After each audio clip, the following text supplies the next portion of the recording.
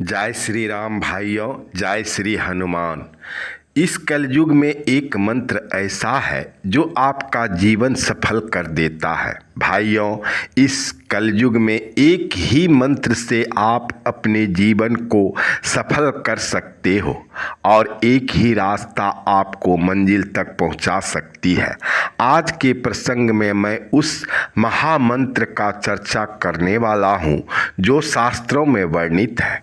उस महामंत्र को जपने से न जाने कितने आदमी का जीवन की बगिया चहचहाने लगी और कितनों के जीवन सफल और सकारात्मक हो गया।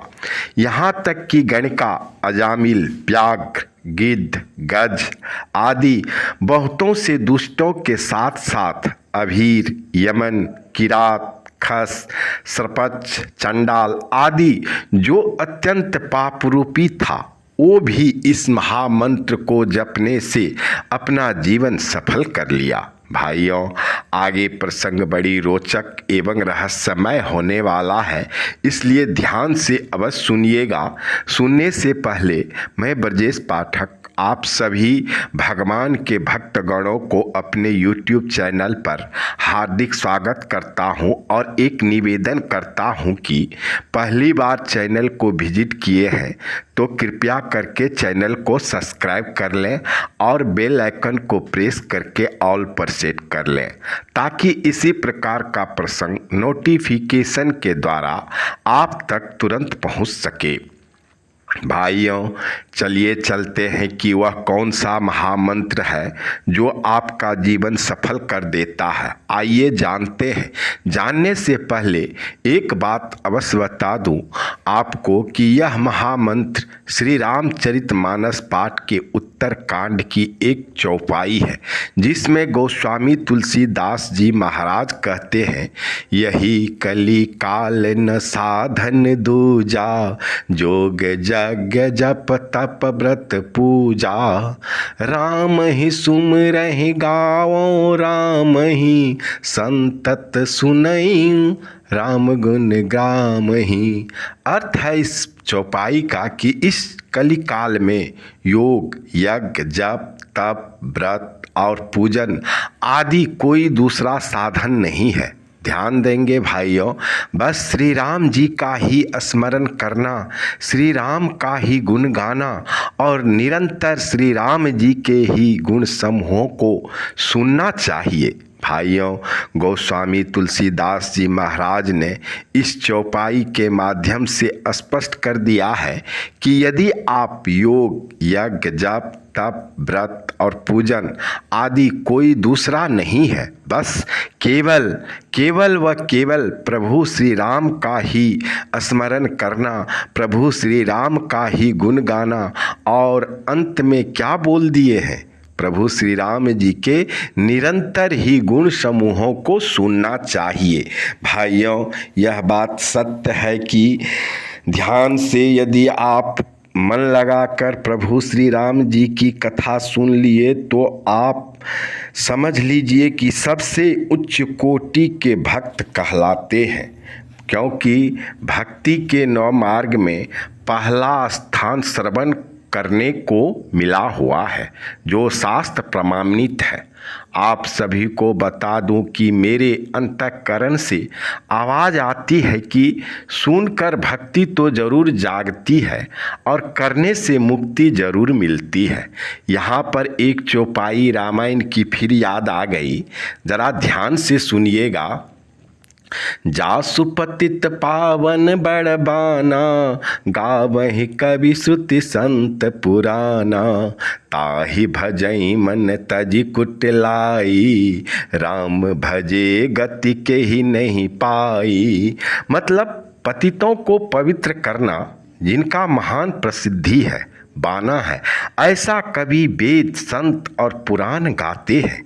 तुरे मन कुटिलता को त्यागो और प्रभु श्री राम को भजो। प्रभु श्री राम को भजने से किसने परम गति को नहीं पाई है।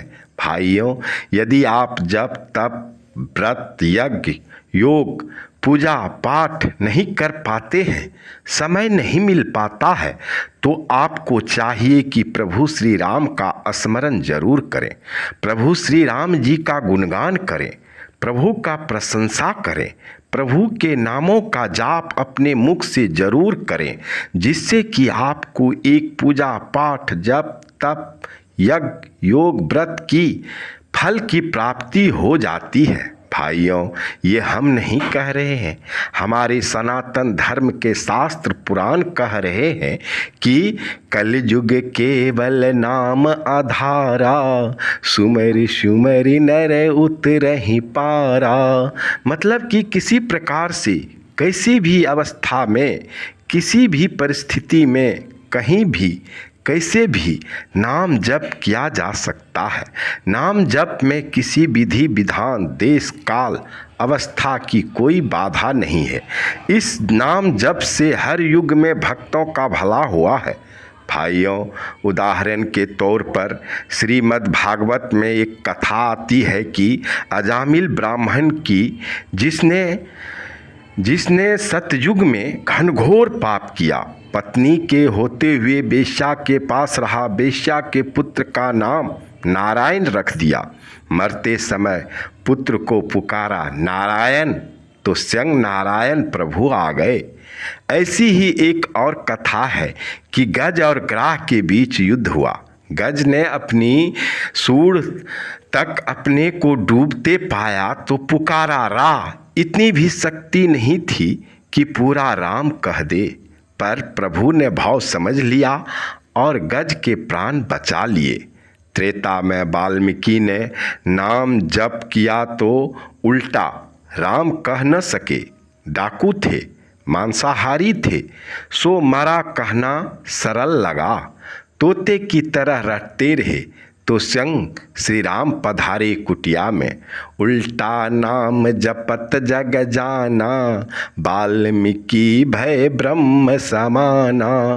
भाइयों, इस कलयुग में तो नाम जप के भक्तों की भरमार है, जो भवसागर तो पार जरूर किए हैं और भगवान से साक्षात्कार भी किए हैं। ध्यान से सुनिएगा, उनका भी नाम बता रहा हूँ।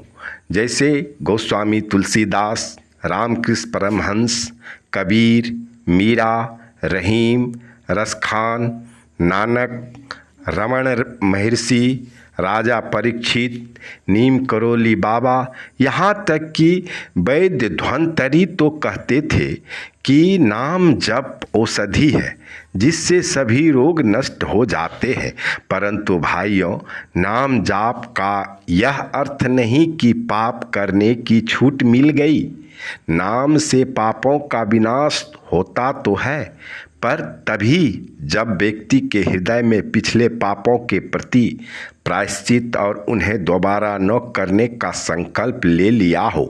भाइयों, जप में बुरी प्रवृत्तियों से पीछे हटती जाती है, जप में बुरी प्रविष्टियाँ पीछे हटती जाती है, उन्हें जबरन हटाने का प्रयास न करें।